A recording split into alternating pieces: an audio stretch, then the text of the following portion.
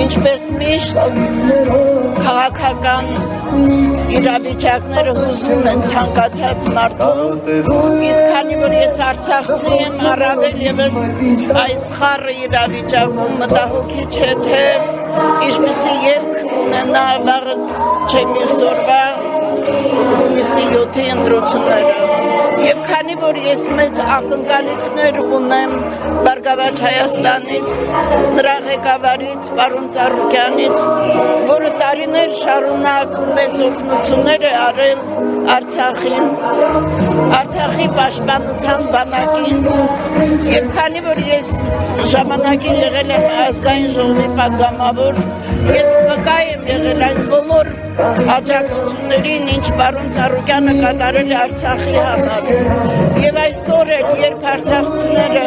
բավականին դժվար պայմաններում հայտնվել են Հայաստանում,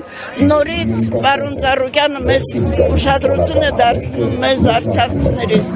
Այս նպատակով ես գտնում եմ, որ մենք պարտավոր ենք պարզապես աջակցել այն ուժերին, որոնք կարող են մեր պետականության համար բարի գործ կատարել։ Իսկ ես համոզված եմ, որ նա պետական անմետ մտածողությամբ հայրենասեր շատ մեծ գործարար է, որը կարող է օգուտ բերել Հայաստանապետությանը։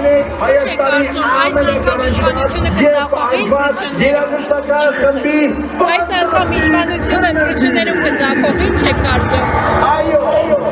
Դժվար է ասել, որովհետև ամեն ինչ կախված է ժողովրդի կամքից։ Ես կողջունեմ